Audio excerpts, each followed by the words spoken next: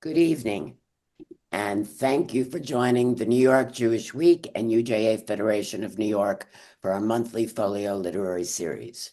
I'm Thea Wieseltier, Director of Public Programs at 70 Faces Media, the parent company of the New York Jewish Week.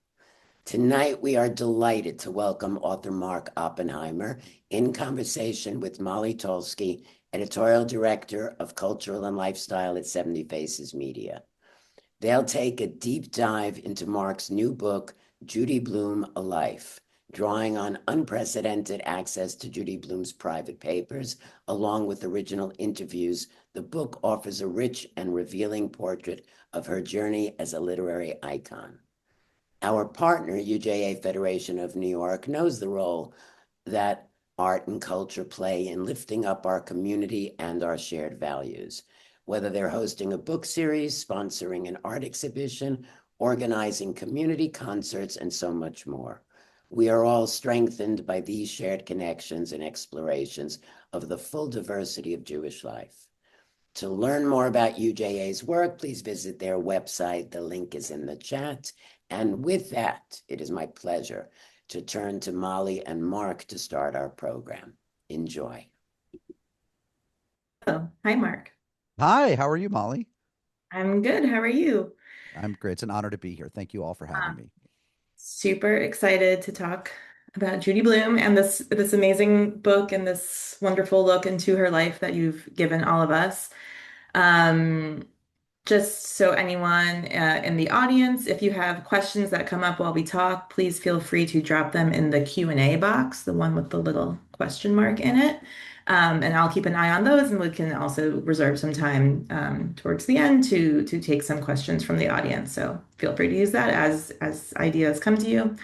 And let's dive in. So Yeah. I feel like I'm going to start with just the most obvious question, which is why Judy Blume? Why Well, why has she had this hold on you, for a long time? yeah. And why was this the subject that you jumped towards? I love that question. And again, I want to say it's such an honor to be here. I'm really grateful to 70 Faces and all of you for having me and UJA. I also my understanding, according to my wife, is that my in-laws, Alan and Linda Fremer, are in the crowd, as well as their dear friends and our dear friends, the Hurwitzes. So I want to shout them out as first amongst equals. But thanks to everyone who's making time to hear about Judy Blume tonight. Um, I This project kind of got its start in 1997. I wrote a piece uh, for that ended up running in the New York Times Book Review about why I had liked Judy Blume as a boy. So I was 23 years old. I was a year out of college, and I had notions of maybe becoming a writer, but I had no connections, no contact, no sense of how to do that. And so I thought, well, I'll write something and I'll send it off to the New York Times.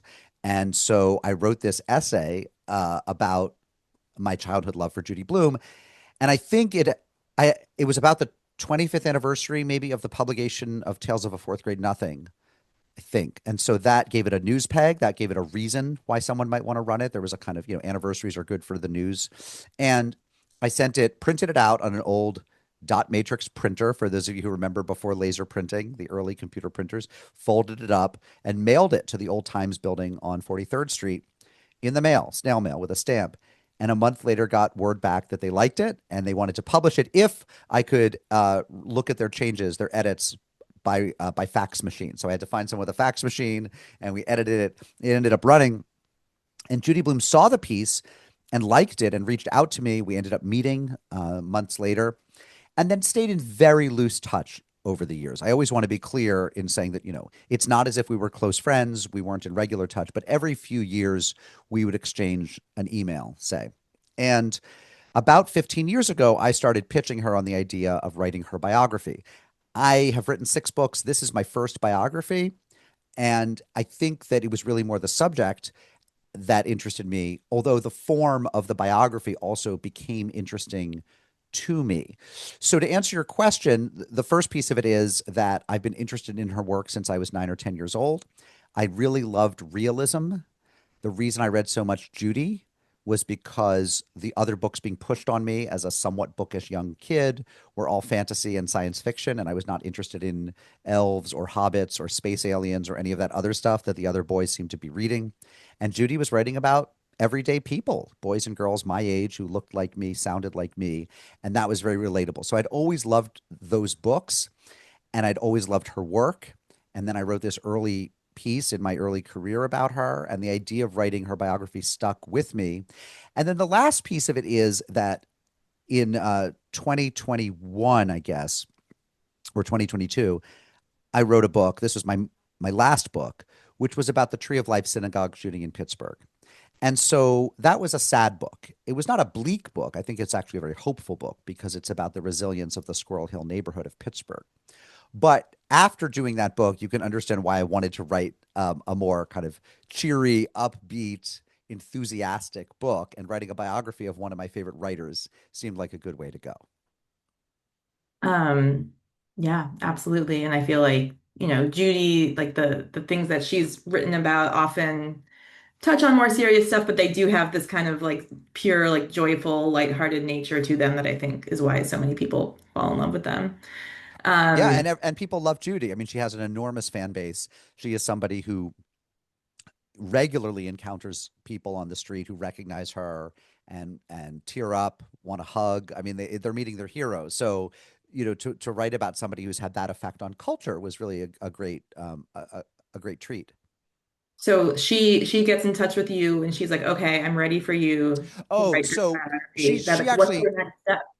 right. So let me back up. She swatted the idea away several times. It's like the old sort of joke about, I don't know how true this is about conversion to Judaism, that they're supposed to turn you away 3 times. I don't think that's halakha, but I think it's, maybe tradition in some spheres. She swatted me away at least 3 times. Every few years, for about 15 years, I would write to her and say, might you consider giving me interviews for a biography?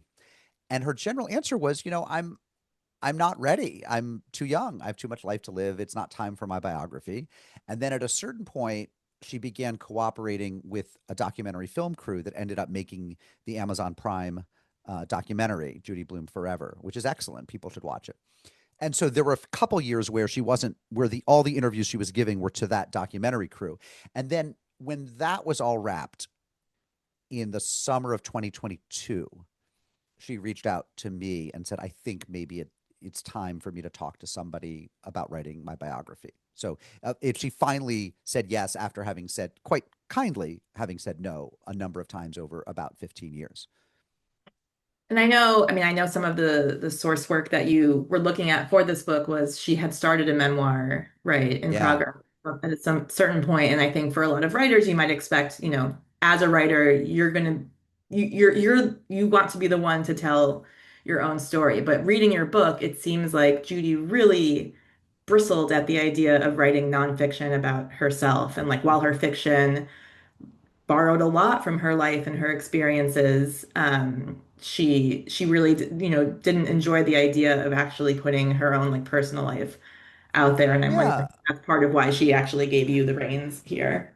Yeah, it's interesting. A few years before she reached out to me, she did start sketching out notes toward a memoir or autobiography, and she ended up turning over those pages to me. It was about 15 or 20 pages. It's a mix of handwritten scribbles and notes and some typed stuff, paragraphs here and there. It's very, very cursory and preliminary. It doesn't have much form. But the interesting thing about it is it's a series of anecdotes from her earliest years, from when she was 4, 5, 6 years old, early memories. And I drew on those for the early chapters of my book a lot.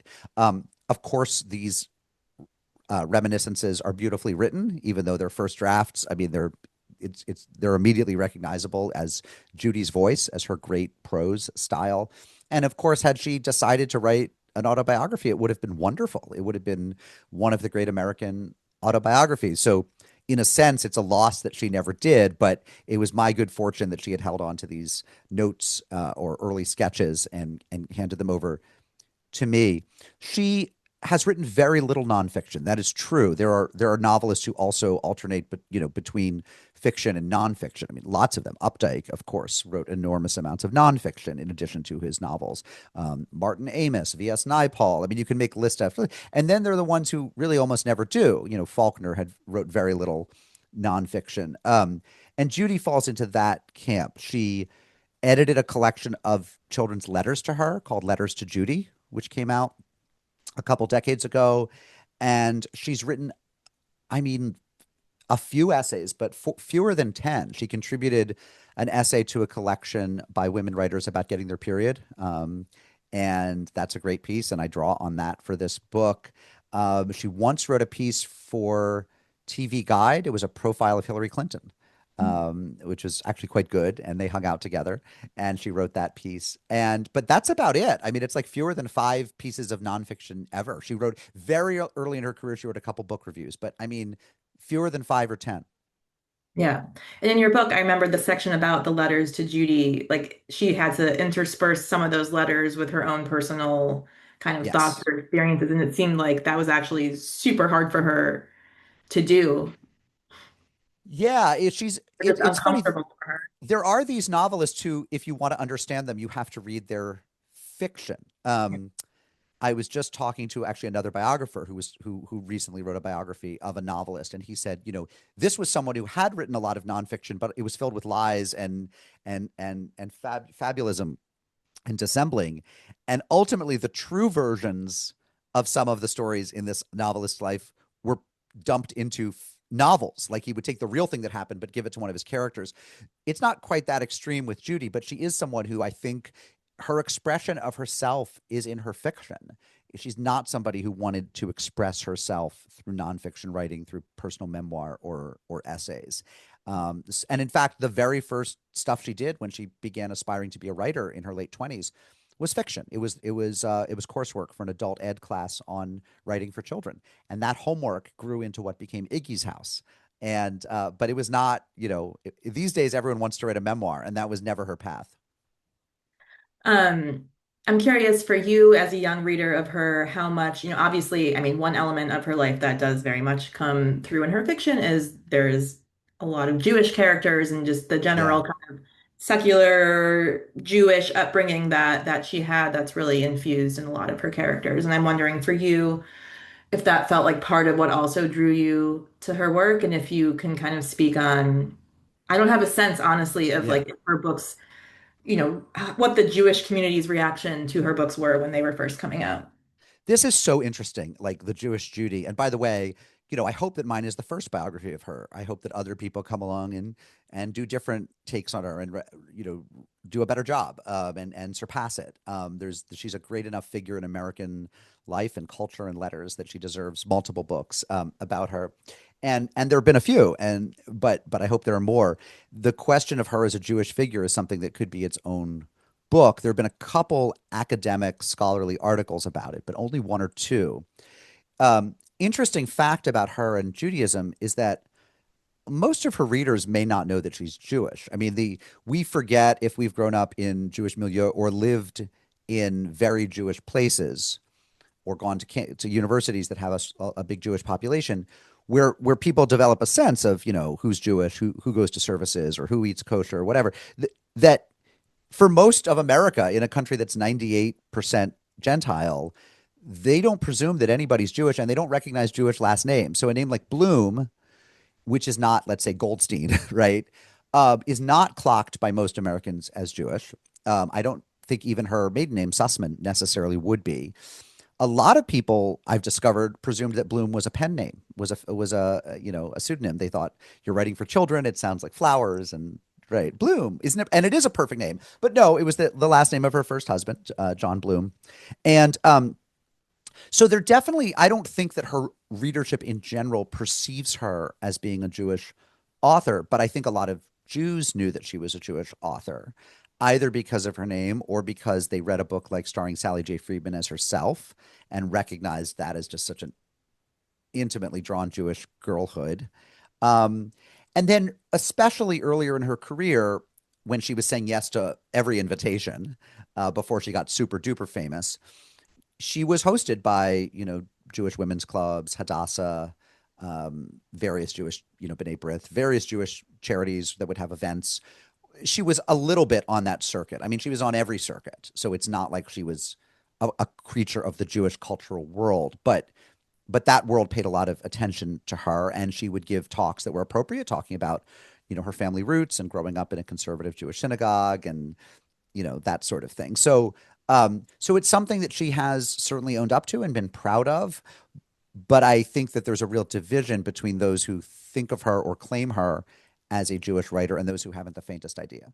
Right. And I guess it goes to that, kind of thinking that like you can get super specific and still get at like the best way to get at a universal truth is to actually get very specific. And we can recognize Oh, specific Jewish upbringing very closely, but it also speaks to a much yeah, larger. absolutely. And you take a character like Margaret Simon in Are You There, God? It's Me, Margaret, and I think Margaret is one of the great characters in literature. And Margaret, you'll recall, is the product of an interfaith marriage. The book is actually structured not around breast development or menstruation or the other things it gets remembered for, but it's structured as a religious quest for a school project. She decides to try to figure out what her religion of choice is because her parents have said, when you get old enough, you'll choose. And her dad is Jewish, and of course, her grandma, who's a very important character in the book, is profoundly Jewish culturally and religiously, and takes her to shul, takes her to temple. But her mother comes from a Gentile background, and that had been a family issue with her mother's family when the mom married a Jewish man. And this comes out very well in the movie version, which is an excellent film that people should see. And so Margaret is half Jewish, you might say, but you could say Jewish, and but also of Christian ancestry, and is religiously interesting and complicated. And for some people, I think that's a really important part of the book. But the fact that she's an adolescent who's struggling to define herself is completely universal. It just so happens that in her case, part of that self-definition will be a religious self-definition. Yeah. Yeah, you're right. I didn't really remember until watching the movie how much religion and her exploration of her interfaith identity was part of it, because it also just feels like the general process of finding yourself as a kid and Yeah, and having I to think figure it out for yourself and not having your parents decide for you who you're going to be. totally. And this book, came out in, I want to say 1970 or 71. I've actually, the dates have all gotten jumbled in my head as I've been working on this for so long, but very, very early 70s.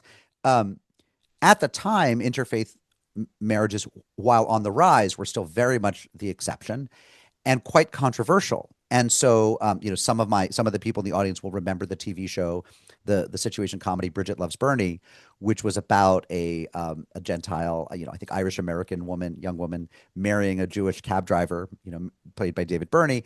And this was hugely controversial. And in fact, there's a strong case to be made that it was canceled after one season despite very high ratings because it was hated not only by the Catholic establishment and the archdiocese and Catholic figures, but also by important rabbis, I don't remember if it was the American Jewish Committee or the American Jewish Congress or B'nai B'rith or who it was, but CBS got a lot of pushback in the press and in private communications from religious leaders who felt it was bad for both religions. The Catholics didn't want to see a TV show with a Catholic woman marrying a Jewish man, and the Jews didn't want to see a TV show about a Jewish man marrying a Gentile woman. And so, and right into this kind of cultural moment, Judy publishes "Are You There, God? It's Me, Margaret." So this is really a moment when people are thinking about these things and discussing these things, and Judy is completely at the forefront and on the cutting edge with the religious stuff as well as the other things. Yeah. I did have this sense that I mean, I feel like she was ahead of her time in many ways. And I was thinking about, these days, especially in YA literature, I feel like there's this big push towards own voices and kind of like highlighting specific cultural voices. And I was curious, like imagining at that time that was actually not so much the norm, or that like it wasn't such a expectation from like the outside world that like we want to like hear these particular stories, but that was just kind of like her natural Well, inclination was to write from her own point of view. this is a very interesting question, and I want to foreground the fact that one of the things that makes Judy Blume a great artist is that she was not intentionally writing for an agenda or a political point of view. She was writing characters. So she would say, and she did say to me, a book like Are You There, God? It's Me, Margaret was not about menstruation or religion or feminism, or it was about Margaret. That great art generally is character first. And then because the characters are engaged with the world or because they have feelings or thoughts, other things come up: race, religion, sexuality, ethnicity, etc. But you don't lead with that because if you're trying to make a point, you run the risk of just writing propaganda.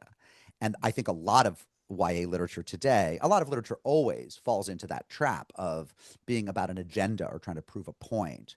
And the thing about Judy was she really, her, and you see this in her correspondence. You see it when she's writing to her editor, Dick Jackson, and there's this beautiful note where she's finishing the prior book and then sends him a note that says, wrapping up this one, but I'm already working on the next thing. It's about this girl named Margaret. I think you'll love it. And to her, Margaret is always about Margaret. And then again, maybe I won't is about Tony. And Mhm. Deanie is about Deanie. Deanie is not about scoliosis or disability. It's about the character. And I think that you can take the wrong lesson from Judy Blume's success. If you take the lesson that the way to write good literature is to pick an issue that hasn't been covered enough and cover that issue, you'll probably write really bad books. But if you start from characters and then give them specificity, you can end up with really great books if you have talent Yeah. like hers, anyway. Um, you talk in the book about like she had spoken multiple times about like people asking, how do you capture the voice of an adolescent when you are not yourself an adolescent? And she talks about, oh, I have total recall. I can remember Yeah. everything from my childhood. Also you make the point that like she also had children in her own home who she was raising, who she could eavesdrop on and kind of tune, or obviously she's in, communication with. Um, and then also a lot of her like most prolific years in the beginning were like kind of when she was going through her own sort of she got a divorce and she kind of went off on her own and I think you referred to it as kind of like a second adolescence and that could possibly also contribute to that. But I'm curious if you could speak more to, I think why she's so successful at connecting with kids is because she really does capture that feeling of being of a certain age. In a way that doesn't feel like an adult putting on a baseball cap and being like, "Hello, kids." Like it just Hey feels kids, yeah. let's talk real stuff. Let's talk Yeah. turkey. No, she'd always been interested in that period in her life. And by the way, I think look, people are interested in the things they're interested in. And if you're smart as a writer, you try to write the stuff that you want to write that speaks to you. You don't try to reverse engineer success and say or engineer success and say, well, everyone's interested in, space travel these days. I'll write a space travel novel. If what you really love is baseball and the 1970s, and what you really want to do is write about Mike Schmidt and the Phillies or whatever, you should probably write about that because your passion will come through.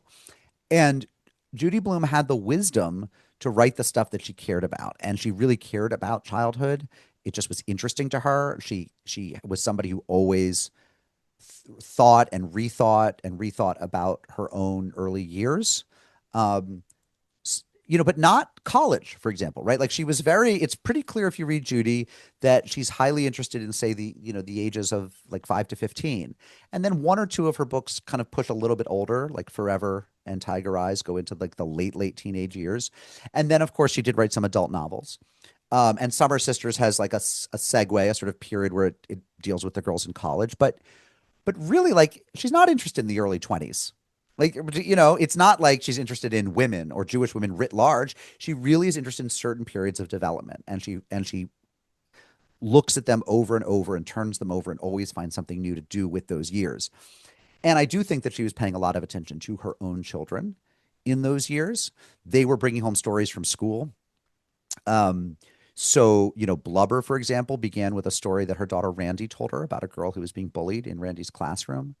Um, Deanie, about a girl who has a spinal deformity, who has scoliosis, came from a story that Judy heard from, a friend of a friend or, an adult about somebody's teenage daughter. So, she was very much in the world and listening for stories of other people's children and youth. And then kind of setting that to music, as it were. So she was. I would also point out she doesn't really write a lot about her. She doesn't set things in her own childhood, except for starring Sally J. Friedman as herself, which is in the late 40s and is contemporaneous with Judy, how old Judy would have been. Her books are about her children's era. Yeah. She's an adult looking at her tween or teen kids and saying, what's their world like in the 70s or 80s? She's not, doesn't actually spend a lot of time on the 40s and 50s, which is interesting. Yeah. Yeah. I mean, yeah, maybe it's like back to kind of her own maybe like inclination to not mine her personal life I mean, she minds it, but she's But not less than you'd her own think, right? personal childhood stories. She's focusing on these other people that she can. Yeah. create and bring to life. It seems like it seems like her target audience for each of these books, the certain subset of ages that she was reaching universally, like she met their needs and desires and they love her for it, and that's why she is so iconic. And then it seems like a lot of the adults in the room were like the ones kind of bringing up issues. So like obviously she is well known as somebody whose books have been banned or tried to be banned many times. You have an anecdote about how she, tried to donate books to her children's school's library, and the librarians never put them on the shelf because they, were afraid that they weren't appropriate for children in school to read about these topics. So there was like that corner of things. And then there was also the other critics who felt like, like in a case like Blubber, like the bully should have gotten more of a comeuppance. Like Yeah. she didn't make a big moralizing, statement about like, you shouldn't bully. Like the bully kind of just like went on Right. with her life. You mentioned there were like feminist critiques of like how her character should be taking on more of these feminist ideals. And I'm curious how you think she dealt with all that noise and like she, was taking that all in and continuing to write the stories that she wanted to write I and how that affected her as a I writer. think she's extremely good at compartmentalizing. She was very aware of the noise. She did read her reviews even when she swore she wouldn't. She would write angry letters to people who wrote negative reviews of her books, and then she wouldn't send them. But she had to get it out on paper. She remembered, she remembered that, like, I forget if it was Kirkus or Booklist, one of the industry trade journals kind of always gave her negative reviews, and she kind of remembered that about them and held it against them.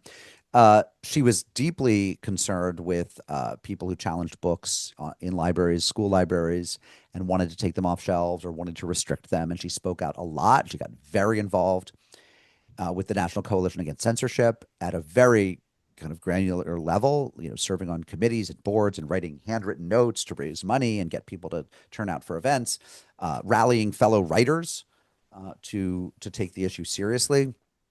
So she was very aware of all the noise around her work, and even so, when she was writing a book, she made hours and hours a day to write the book. She'd shut herself in her study and she would write. And I think that ability to pack the kids off to school and deal with all the media and the calls from reporters and do some of her philanthropic or kind of activist work around censorship, and then still, when it was time to sit down and write a few pages, do it is an extraordinary gift. I mean, I can say as a writer that you know finding the time and the mental space to declutter your own mind and then write Yeah. is can feel impossible sometimes. Like, let's say that you discover you've been working all morning, you've been caring for kids, you pack them off to school, you do housework, you deal with bills. If you're a writer, you're also dealing with, publishing contracts and your agent and requests from various, media or whatever. And then at 1:20 in the afternoon, maybe you have a free hour and a half.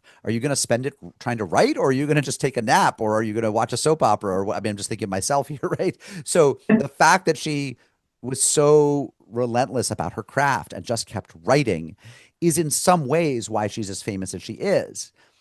Because yes, of course, she had the talent and she had something to say, and those are the prerequisites.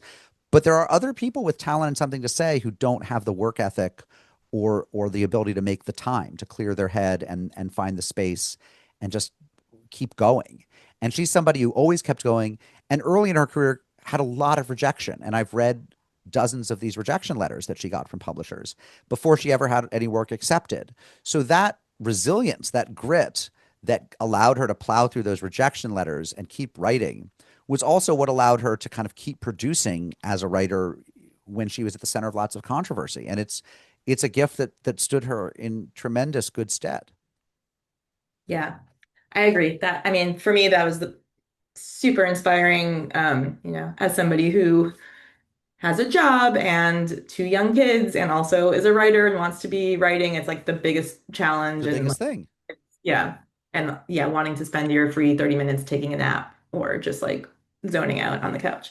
I say this as someone who did not write today, but napped. I mean, it's I'm speaking of myself.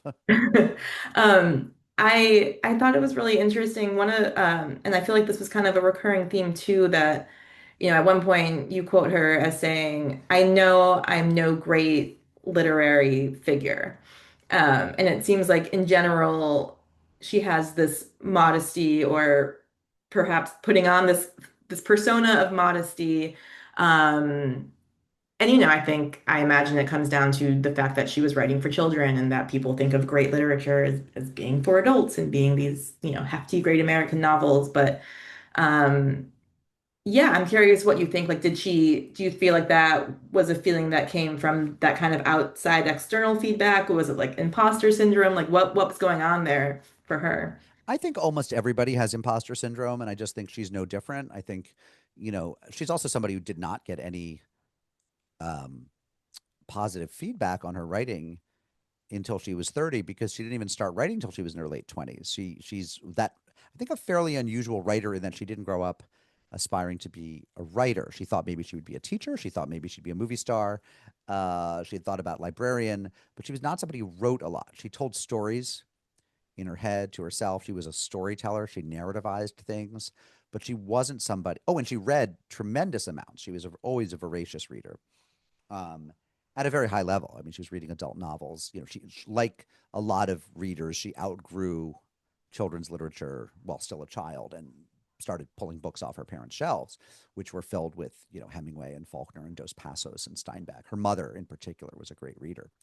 So she is somebody who, I think, she was somebody who um, didn't get a lot of feedback because she wasn't aspiring to be a writer. She wasn't in writers' workshops in college. Creative writing wasn't her thing in high school, let's say, although she was a very fine student. So, you know, as an adult, she came into her own, but after facing enormous, rejection for a lot of years. So she, I think, carried that sensitivity with her. I also think that whereas today children's literature is seen as a very august field, no people don't condescend to children's literature the way they used to. I'm sure some people do, but the industry knows that, children's literature drives their profits. It's their Yeah. bread and Oh, butter. And that was not so, nobody doesn't think that somebody like Rick Riordan or J.K. Rowling is an important figure in the literary firmament. But I do think that in the 70s, it was not as obvious to people that children's writers were important to the scene. And so there is some of that. And, that quotation, I know I'm not any sort of great literary figure, came, I think, from the article People magazine did when she published her first adult novel, which was Wifey. So she was trying to make the transition from quote unquote children's writer to serious writer or novelist. And so I think she was almost anticipating the criticism and figuring, well, I'll give it to myself before anyone can do it to me. right, right. I had flagged a line I really liked when you were writing about "Are You There, God? It's Me, Margaret," and how she wasn't the first person to take serious the, development of a teenage girl. And you had mentioned, she was a big fan of Harriet the Spy and like teenage or adolescent girls. It wasn't the first person to do that. Um, but you wrote, placing such a girl in the most humdrum of settings, suburban New Jersey, and then treating her minor dramas as the stuff of literature felt like a revelation. And I think I love that because it's also the topics that she's exploring that are often just not thought of as the stuff of literature, but she is able to really give it the kind of um, emotional, like digging and exploring that it Yeah. deserves. Yeah, and that I think did give her a special niche at the moment. She was coming up at a time when there actually was there was this big kind of efflorescence of writing for children. She's breaking out a year or two after S.E. Hinton publishes The Outsiders, which of course is a superb novel. And and S.E. Hinton had this quartet of novels that she wrote starting at the age of 16. And E.L. Konigsberg is writing. Paul Zindel wrote Pigman, which was a big deal. So there's actually like Norma Klein. There are a bunch of people who are writing for young people, but a lot of them are writing this if you think of S.E. Hinton, the plots, and I think S.E. Hinton is a great, great novelist. And I think her best work is as good or better than Judy's best work, although she wrote a lot less of it. but the plots are quite bombastic. It's gang warfare. There's stabbings, and so you can understand the appeal. And she does a lot with it. It's not that she relies on, blood and guts for reader interest. She's a great writer, line for line. Um, but there's a lot of literature in the late 60s and 70s in which kids get sucked into the counterculture and they're smoking weed and they have psychotic breaks and they end up, girls go off the path and they get raped and they need abortions and boys get stabbed and end up in prison. There's a lot of like, here's what hippies and rock and roll are, here's the coming for your children. And Judy is writing stuff that is about like normal kids in suburban Jersey and somehow making that feel as dramatic as all this other stuff that's going on. And I think that in some ways was, as you point out, like that was such a revelation. If you think of a Judy Blume plot, it's you can often sum it up in one sentence, and the sentence doesn't necessarily make it sound so interesting. Girl narrates the story of a classmate she's not particularly good friends with who's bullied for being slightly overweight. Yeah. And tries to figure out what to do about that. That's it. And they're all white, they're all straight, they're all middle class, they're all and Blubber isn't even like, I mean, for what it's worth, it's like she's not fat, she's not obese, she's like a little heavier than the others, and she's bullied for it for like a little while. Yeah. It's not a bombastic plot. Yeah. And yet Judy was able to make that as compelling as the stabbings and the pregnancies and the other stuff that's going on in young people's literature. Yeah. Yeah. I mean, and I feel like growing up in the suburbs of Chicago in a very like, stable childhood environment, feeling like I wanted to be a writer, but I had nothing to write about because nothing crazy was happening in Right. my life. And I had no drama, and you have to have drama. Like she was, yeah, really brilliant at proving that point wrong, that you don't have to have that drama to create stories that are super engaging all the way through and like have something to say. Totally. I think that sense as a young person that, you want drama in your life, that you want to go solve crimes and you want to start a detective agency and you want to like sign up for the Foreign Legion is so powerful, especially for kids who end up in the arts and in creative fields. I remember being 9 or 10, and there was this show that lasted one season on television called It's Your Move, which was Jason Bateman's second TV show. He was probably 10 years old and he had already done, I think he'd been on Silver Spoons with Ricky Schroeder as a 7 or 8 or 9 year old. And then he got his own show on NBC, and he was like a con artist. He was this 10-year-old who was always deploying these elaborate schemes to bilk his fifth grade teacher out of money or to, somehow like connive so that his mother would break up with her boyfriend whom he didn't like or something. But he was basically like James Bond or some sort of David Mamet con artist character shrunk down to fifth grade, and he created all this adventure. And I remember thinking, like, how come my friends and I don't have that? Why aren't we running sophisticated financial cons? And there is that way in which, as a kid, you want life to be exciting, and because it's so repetitive and you have so little agency.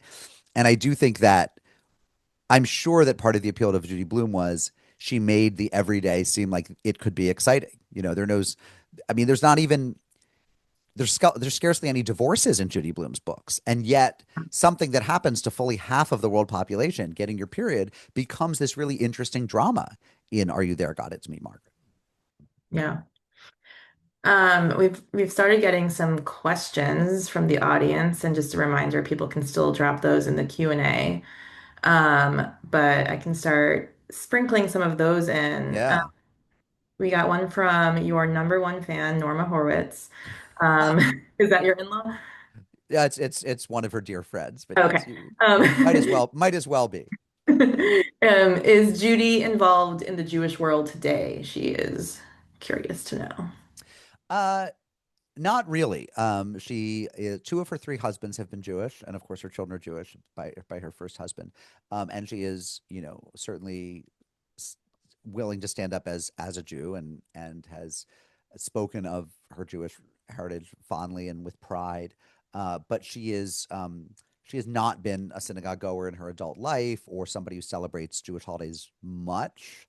Um, there have been Passover seders that she's gone to and stuff, but her family was not the host of those. These are not really. I don't mean to sort of make it all about these specifics of observance, but just to give you a sense of the sort of fabric of her life.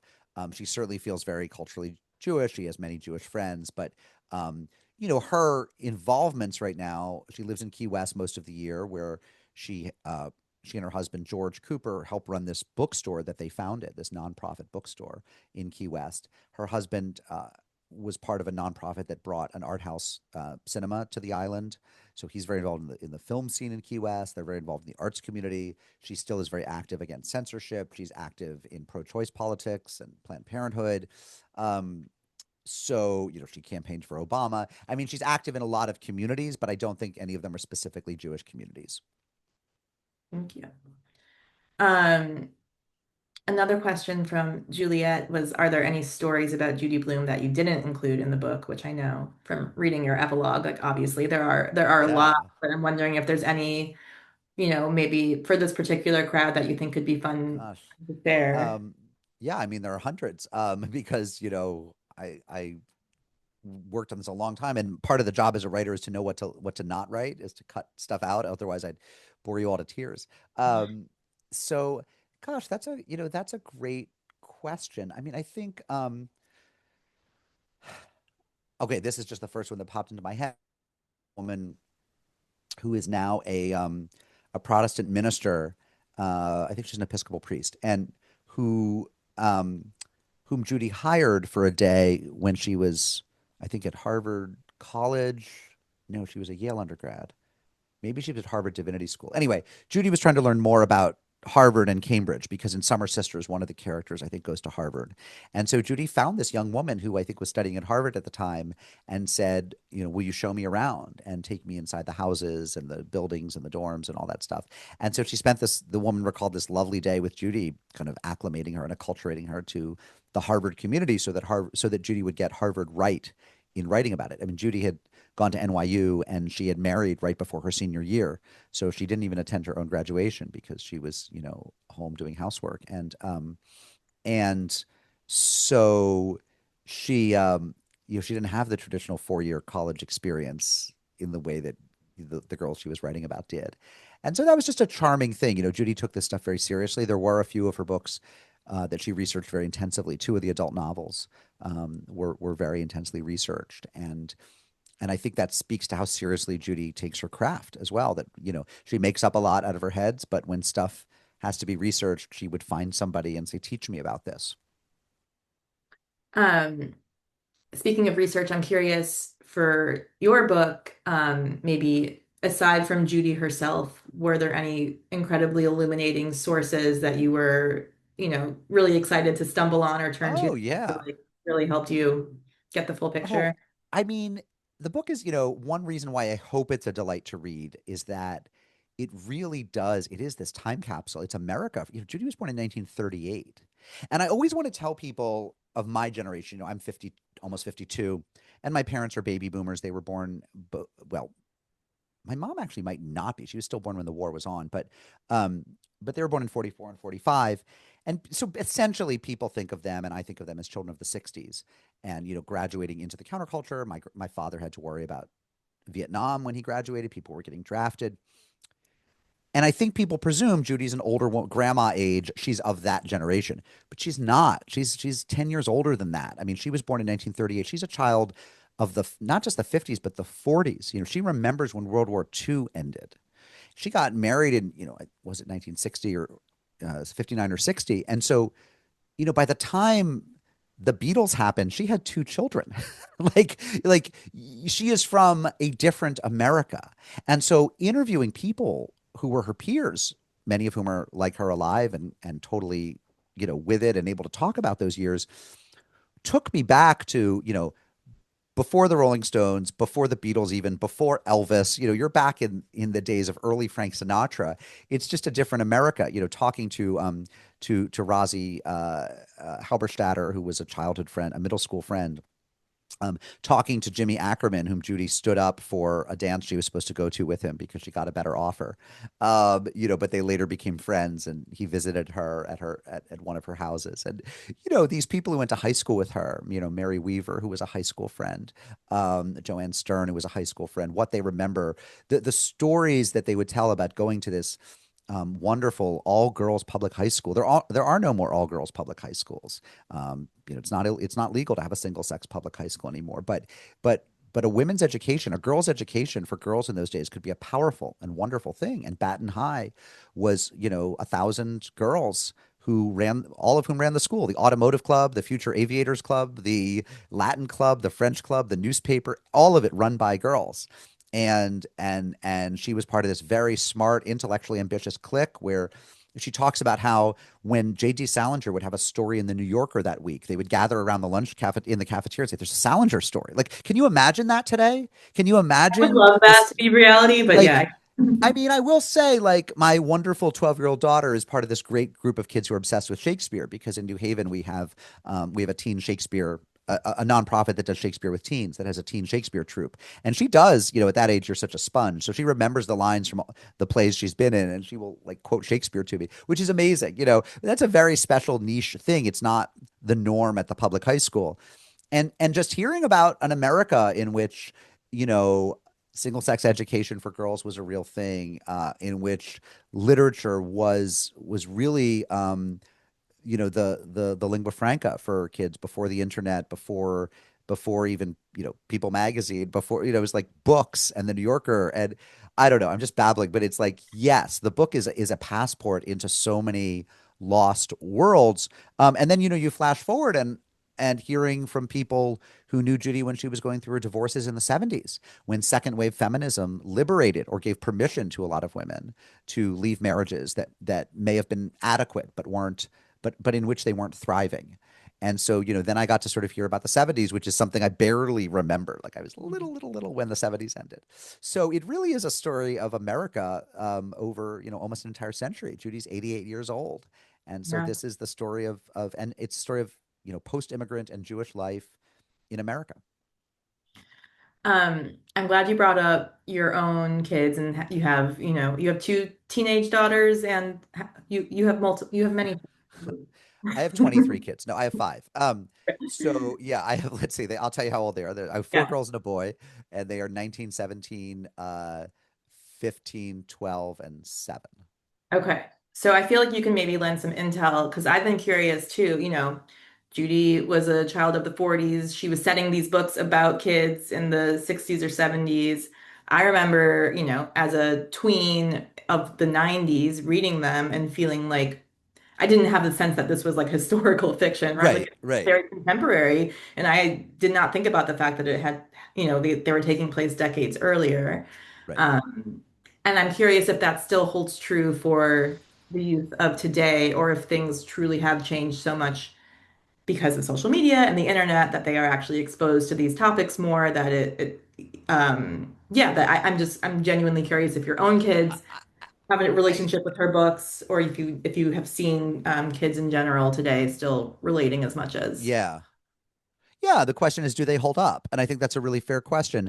I think the comedies hold up really, really well. Tales of a Fourth Grade Nothing, Super Fudge, otherwise known as Sheila the Great, The Pain and the Great One, which is a later series. Um, those are comedies, and they hold up super well. I mean, Tales of a Fourth Grade Nothing. How old are your kids, by the way? 4 and 7 months. Oh, So well, first of reading. all, congratulations. And the I'm 4-year-old. amazed the 4-year-old hasn't barged into this room yet. So Yeah, I give it I to always have to lock the door in my basement study. Never know who's gonna come in screaming. But um, the 4-year-old's probably a year away from really enjoying hearing Tales of a Fourth Grade Nothing read aloud. I mean, when Fudge swallows the turtle, that's funny. That is laugh out loud funny. yeah. And those books are comedies, and they completely hold up. Judy is probably underappreciated for her comic genius. I think the books for most of her famous books, I would say, are for middle grade or tweens. Um, and some of them hold up very powerfully well. I think Blubber, bullying then is bullying now, and weight issues have not gone anywhere, right? Deanie feels a little dated because scoliosis is treated differently than it used to be. Right. Um, Margaret was a little dated even when I read it. I remember asking my mother, when you get your period, you have to wear a belt.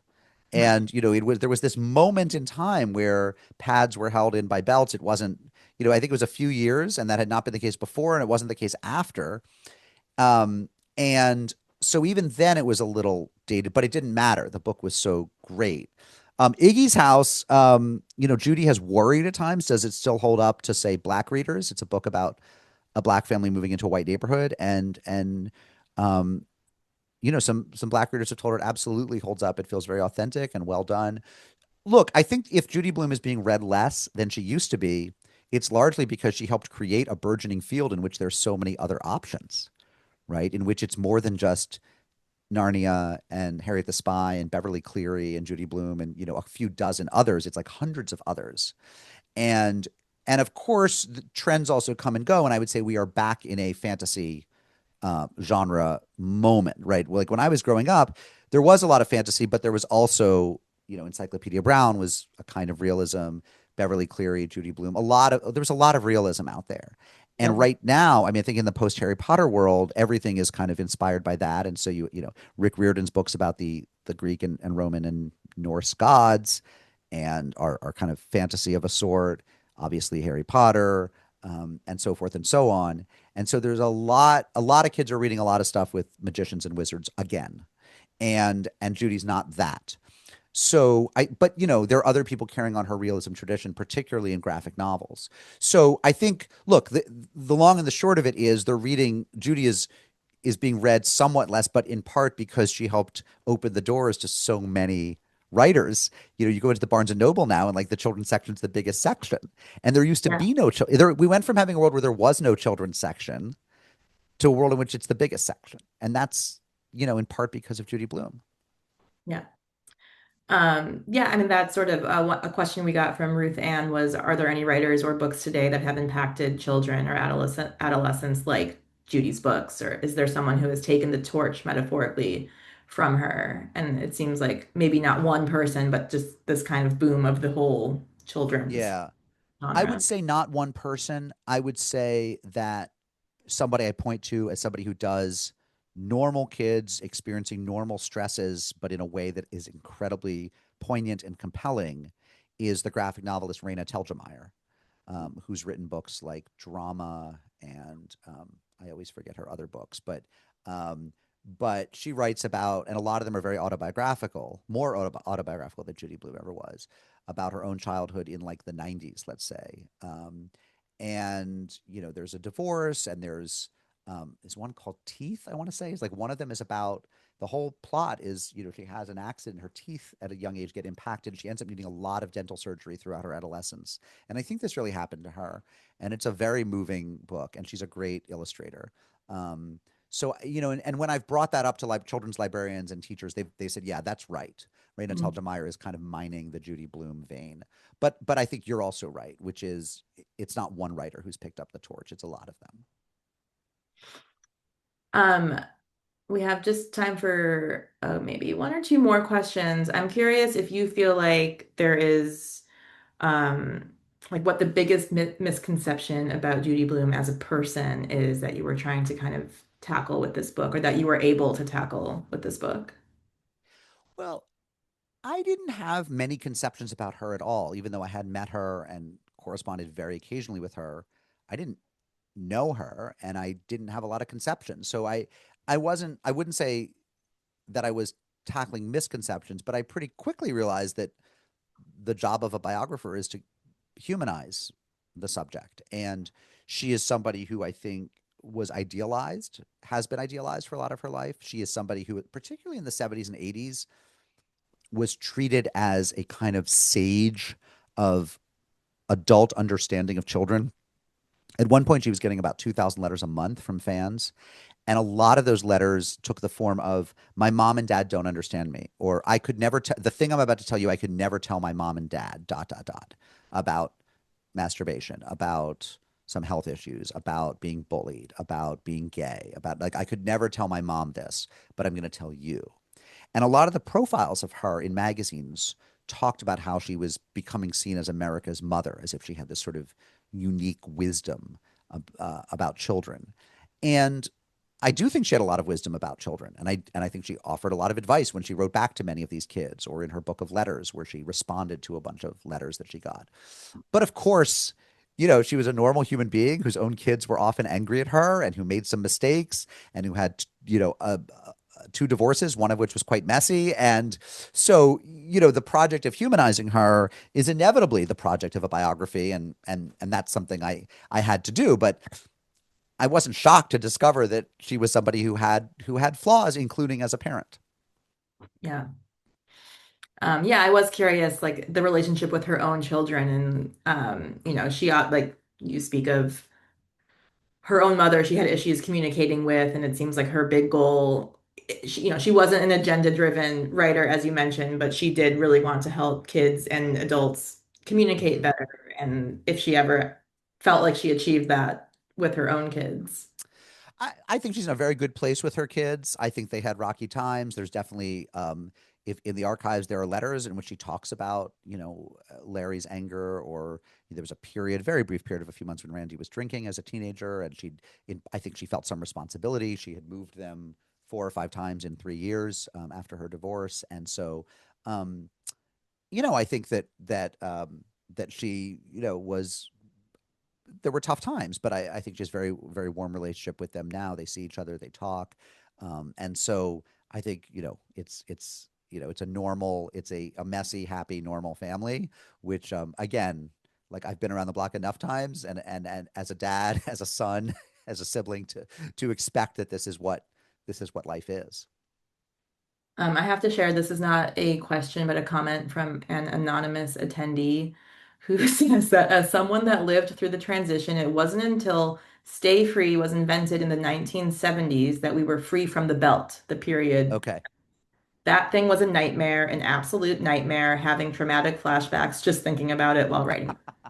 I want to say something for that. So for you, anonymous writer, improving my history of menstrual products, and thank you. One of the most interesting things I discovered was that Judy was hired right after Margaret. She was hired by, I forget, if I think it was Modest. I can't remember which of the brands of sanitary napkin products hired her to write promotional material, and she did a pamphlet. They used to distribute this pamphlet. It was like a graphic novel in which, and she wrote it as an epistolary, like novella between these three girls who are writing to each other. I think they were friends, but one of them moved away. Maybe they were camp friends, and they're corresponding and talking about getting their periods and which product should you use. And the answer is like, use this product. And it was promotional um, advertising material for a pad company. And I think she got, I forget, it was $5,000, which was like 50,000 back then, and it was like her first really highly paid gig. And this was not completely unknown, but it was not widely known. And so it was fun putting that into the book because hey, when you're an early career writer, you got to do what you got to do. Yeah, yeah. Um, as we're about to close out, I guess I'd love to end on whether your experience of writing this book and really delving so deeply into Judy Blume's life, how it affected your own approach to writing and your process, or the way you think about writing, if it did affect it. Yeah, I think look, I think as a writer writing about another writer, it was quite rewarding to see.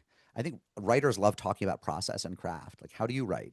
How many hours a day? Do you lock yourself in a room? Do you have a routine? Do you smoke a cigar at midday? Do you treat yourself with, a martini at the end if you write a certain number of words or pages? And having such intimate access to another writer's process was really exhilarating. I would also say, since you asked about how it affected me, that I'm still learning as a biographer. I think I was blessed with a great subject, and I think that made for a really thrilling and delightful book. But I think writing a biography is a specific genre, and I obviously had written magazine profiles before. I'd written about people, but never at this sustained length about someone's entire life. And it does get me thinking maybe I'd want to try it again. And I don't have a subject right now, but if anyone has any, send me an email. Whom should I do next? I don't. My next book is not a biography. I know what my next book is, but the one after that, in theory, could be. And it was a real delight as I was writing this book to read lots of biographies to try to figure out how it's done. I read a lot of biographies, in particular about people I don't care about, like sort of celebrities who I don't know a lot about or whose work I don't love. Like I read a great biography of the rock star Lou Reed, whose work I like. I don't love it. But the biography by Will Hermes, I think, taught me a lot about how to write biographies. And so as a craftsman, I felt like I was learning something new, which was really exciting. That's wonderful. Mark, thank you so much. Thank you Thank for you. writing this book, for bringing, more Judy Blume into our lives. Thank you to Thea Wieseltier for coordinating this wonderful folio series, and to our partners, UJA Federation of New York. And thank you to everybody out Thank there you. for joining us. So glad we could talk, Judy. Absolutely. Happy to do it. It's been a fun time. Good night, everybody.